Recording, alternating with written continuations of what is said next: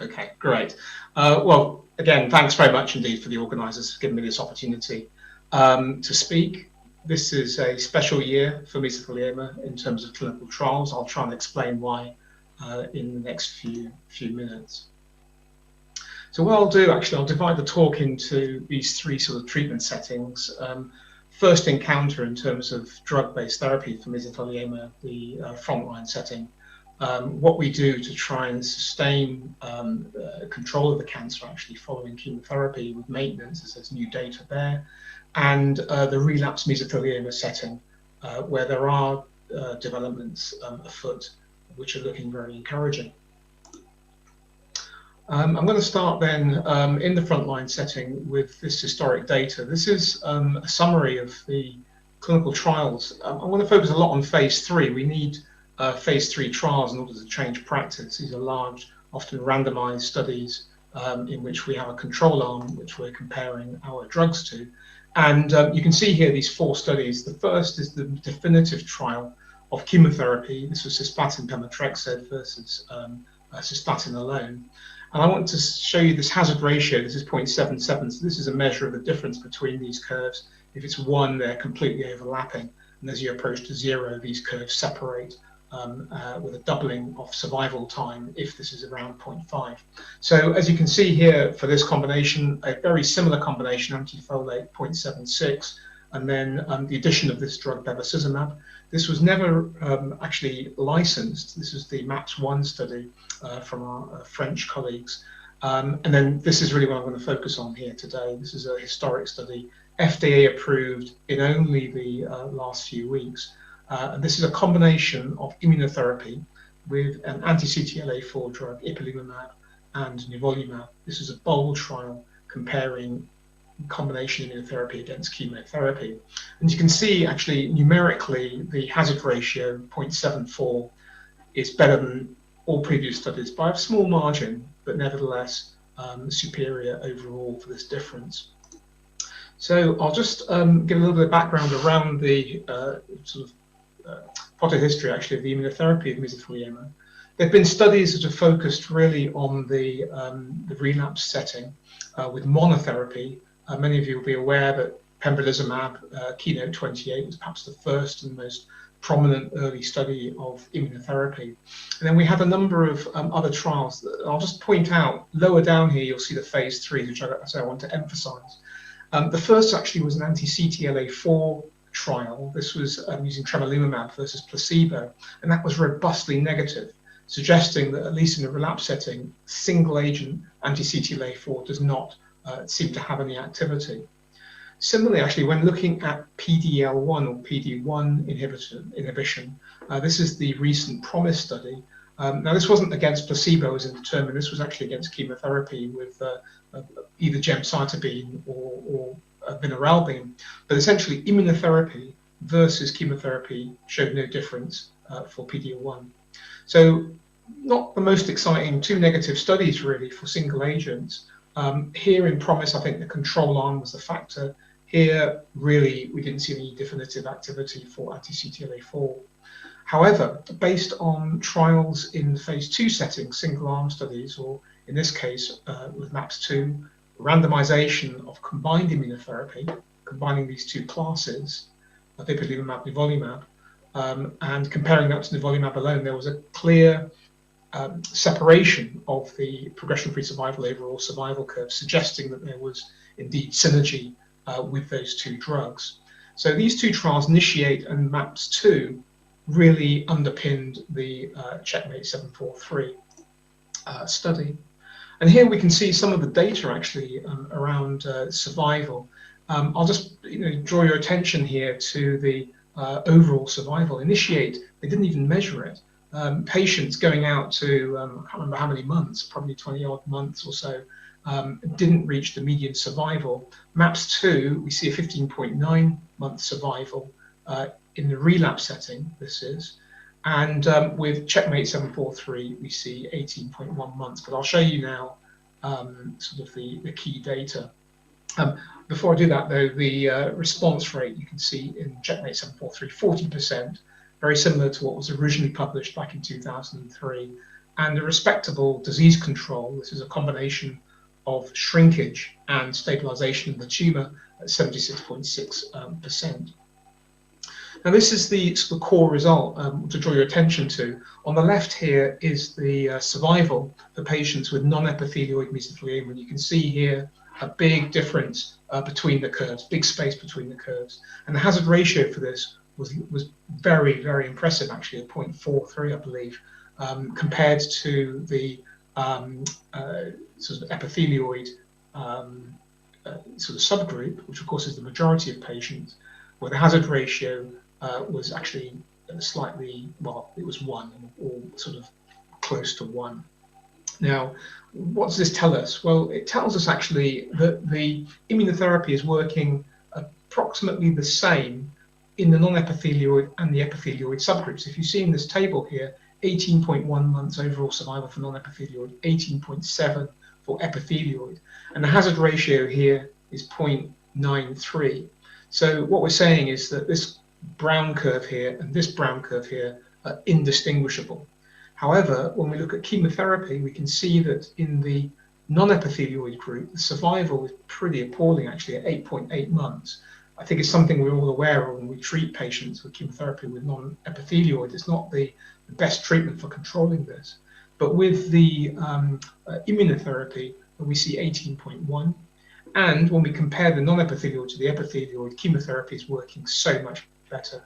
And this hazard ratio, based on the histological differences, is 0.47. So this histology appears to be negatively prognostic.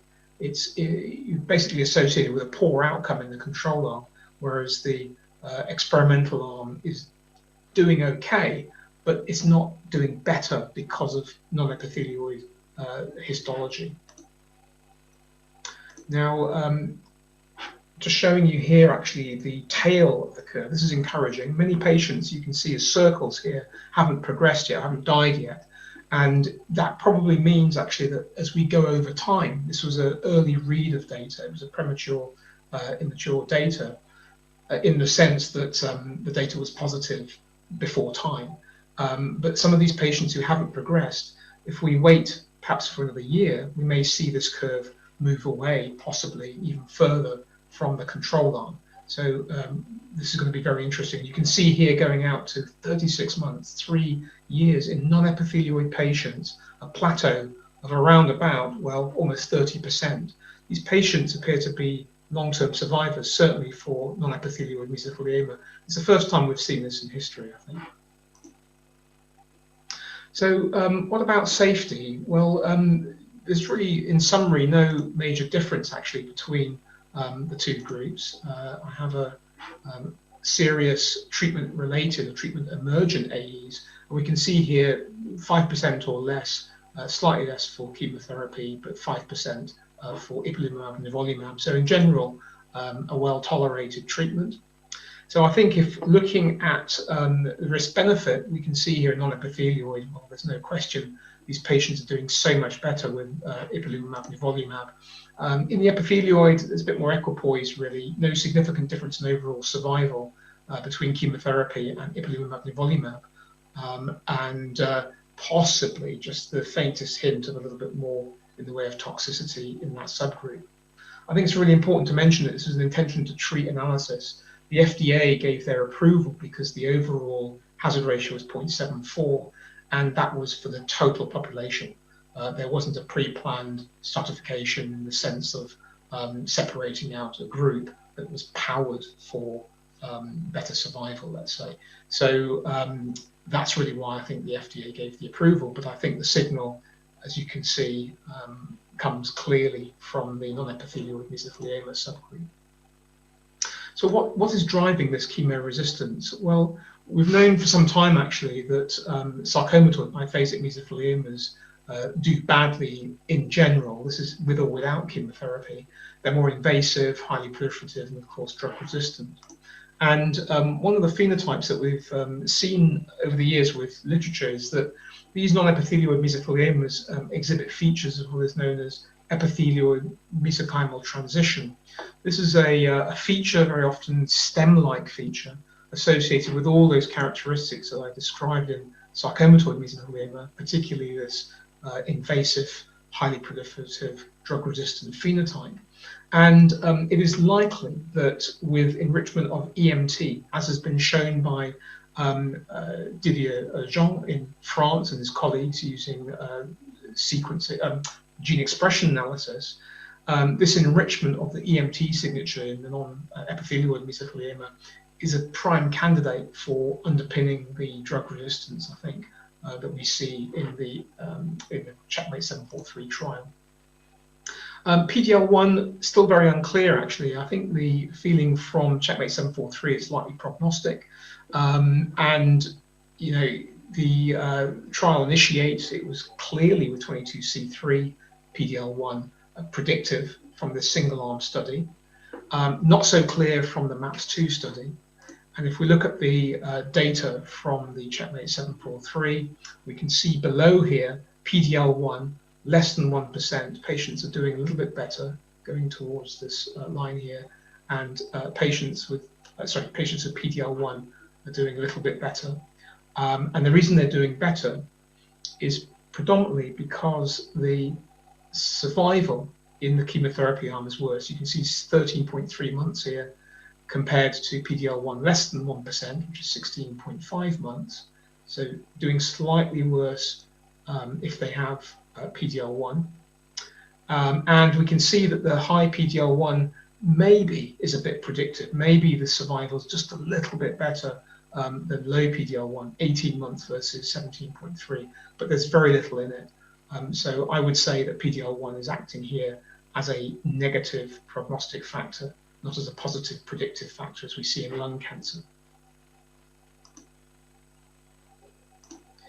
So what next? Well, we're seeing a number of studies currently exploring chemoimmunotherapy.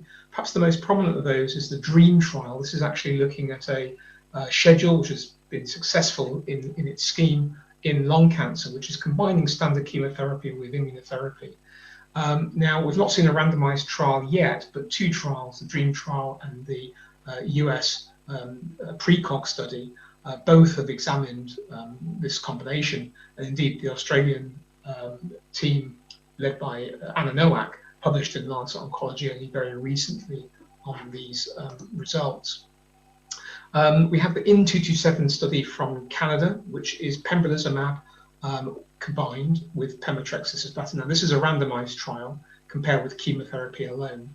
And I would imagine we'll get a readout in 2021 for this, but a very important phase 3 trial that is similar in design to something called the KEYNOTE-189 study, which led to an approval in non-small cell lung cancer in the frontline setting. Other trials, the BEAT-MESO study is of course being run at the moment in the UK. This is an important study because it's based on a very similar scheme as we saw in the IMpower 150 trial in lung cancer, which again was positive and changed practice. Here we're looking at bevacizumab and chemotherapy, the MAPS-1 combination, combined with atezolizumab immunotherapy in the experimental arm, compared with this MAPS-1 triplet.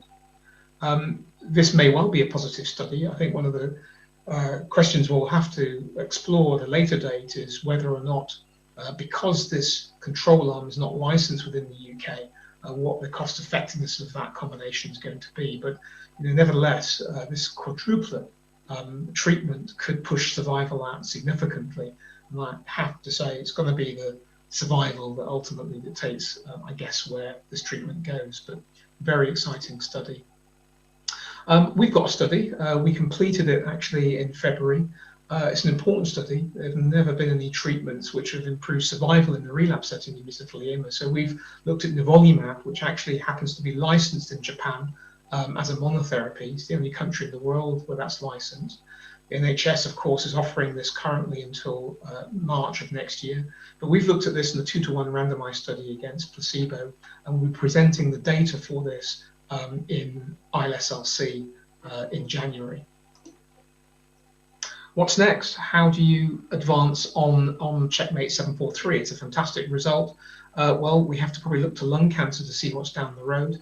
I think this is almost in the post, actually. I can't imagine this not being another design that's coming soon. This is where chemotherapy, only 2 cycles, was given with ipilimumab nivolumab and showed a significant improvement over chemotherapy alone.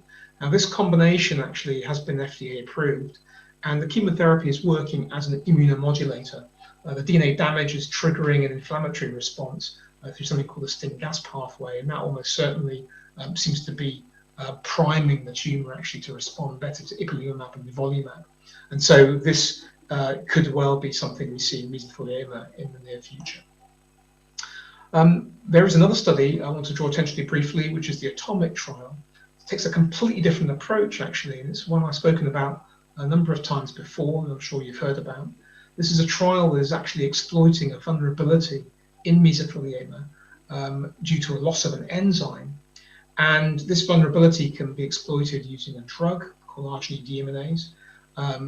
This is data from patients in the ADAM trial where there was a clear improvement in progression-free survival and indeed overall survival when patients received the arginine deaminase alone. These patients were selected on the basis of this biomarker. And this biomarker is predominantly in non-epithelioid mesothelioma. So by selecting these patients on histology, this phase 3, a global phase 3, that's really emerged from Peter Slogerek's work in London, will hopefully provide some evidence as to whether or not this can improve the benefit of chemotherapy. So another approach for targeting non-epithelial. So let me very briefly move on to maintenance. There's been very little, active drug therapy for maintenance developed over the years. These are the slew of negative trials. We've got the flutamide, pemetrexed data here, FAK inhibitor study, COMMAND, which are all robustly negative. Just to remind you, the purpose of maintenance is to really try and control the cancer beyond chemotherapy. We normally give no more than 6 cycles of chemotherapy. And then it's really up to the biology to determine when that tumor comes back, because no drug is being given to suppress it. And having something after chemotherapy would be a good idea. Well, this fabulous study from the Dutch group, Navalt 19, looked at gemcitabine monotherapy randomized against best supportive care. And you can see here, I think, an incredible hazard ratio of 0.43 in favor of the gemcitabine. This was a phase 2 trial, not a phase 3, but I have a feeling based on these statistics, actually, and this distance between curves, that if this were expanded now into a larger study, we would see a positive phase 3. This also suggests, actually, that some form of active therapy, the right active therapy after chemotherapy, has the ability to more than double progression-free survival. We have a study where we're looking at dendritic cells. It's essentially an immunotherapy, but it's a vaccine-based therapy. This is now recruiting, and there's a trial in which we're taking cells out of the body. These are monocytes, which are differentiated into immature dendritic cells. These are then exposed to protein, mesothelioma proteins, recombinant proteins, which then really program these cells to go back, when you put them back into the body, to seek out mesothelioma and orchestrate an immune response leading to inflammation. Based on some very promising early phase data, this is now a pivotal study that's taking place in these 5 countries, and this is funded by the EU Horizon 2020.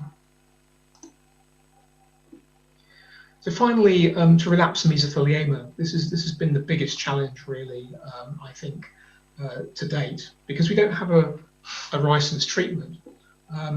These are, unfortunately, trials which have been very well designed, I think, but all negative. Here, determined against placebo, vantage against placebo, practically overlapping curves. So what have we got? Well, as I mentioned, the confirmed trial is going to read out, hopefully, for January. And here we've got this 2-to-1 randomized trial against placebo.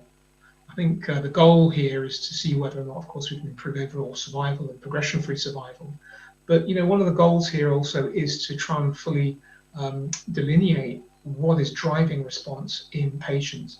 And as part of the study, actually, we do have an extensive pharmacogenomic analysis And this is something that we hope we'll be able to try and accelerate and present data on soon after the final data is produced. I mean, there's no question that nivolumab as a single agent has activity, but the question here we're trying to address is that activity and its magnitude significantly better than nothing, which is the placebo. This is just illustrating the type of responses you can get with immunotherapy. Unfortunately, not in everybody. This is what we want to try and understand. This was a patient who had hemithorax full of disease, and you can see here over 3 successive scans, pretty much clearing of the cancer. Another study that we're doing, which isn't the most perhaps exciting based on what else is out there, but can't be underestimated, is a randomized study of vinorelbine. Again, this result should be available very shortly. And what we're looking at here is the randomization, again, 2-to-1, vinorelbine versus active symptom control. We're looking at overall survival and progression-free survival. And here we are gaining additional data really around the potential biomarker, which we think will enrich for patients likely to benefit from vinorelbine. So I won't go into detail about that, but this will be available data, hopefully published in 2021, if not before. And finally, there's a trial which we opened, over a year ago now, about a year ago, called the mesothelioma stratified therapy study. There's no doubt that mesotheliomas are highly heterogeneous, and we need ways of partitioning mesothelioma into groups that are likely to benefit from treatment. So we've started this. It's rather crude sort of design based on the genetics, but this is a first attempt, I think, to see if we can pre-select patients based on their biology and then treat them accordingly. We've completed 2 of these studies. This is the rucaparib PARP study, which we presented at ASCO, and abemaciclib, which is a p16-linked4A targeted drug. And both of these trials, I think the rucaparib is in press. We should have the abemaciclib data to present next year. And these other trials, these are looking at novel immunotherapy combinations, but here the goal actually is to try and again use the clinical trials as a platform for understanding the genetics that underpin sensitivity to immunotherapy and all combinations. So with the PARP study, actually, we have reported this. This is a positive trial, it met its primary endpoint. There were responders, and as in order to try and understand what's driving this response, we've been using parallel models. So we're using explants. These are live bits of tissue which come from patients acquired at surgery. We can treat them with a drug like rucaparib. We can actually see activation of DNA repair mechanisms or cell death, and we can look at the heterogeneity, measuring quantitatively how they respond. And you can see non-responders here versus responders, where we can use gamma H2AX as marker to give us a signal of activity. What you can see is very satisfying because it actually shows big variation across the cohort of patients. And that's what we see in the clinic.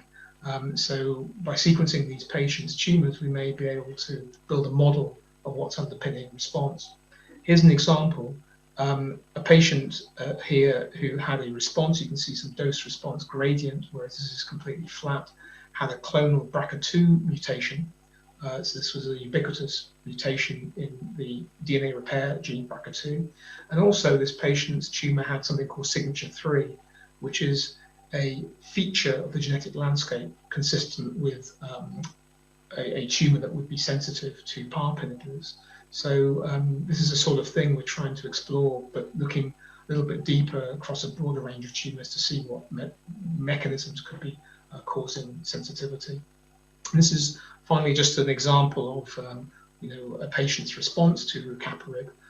Some patients stayed on treatment, actually, a fair proportion of the cohort over a year, having had relapse with prior treatments. And we have actually tried to rebiopsy areas of progression in order to be able to characterize differences in their genomic profile between that baseline and when this tumor has somehow escaped the effects of the drug as long ago, as I say, as a year later. So you can just see some shrinkage here of a tumour in one of the patients.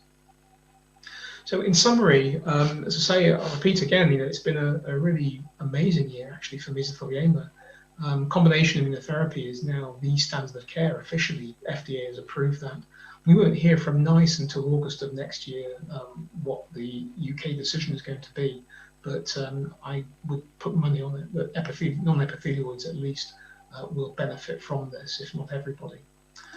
The relapse setting is still a big challenge, actually. It might become a bigger challenge if 9LA type chemoimmunotherapy designs happen, because all the chemotherapy will be swept into the front line. But this is an opportunity, actually, for researchers, I think, to try and develop studies that can improve outcomes, but we're still lacking any positive trials.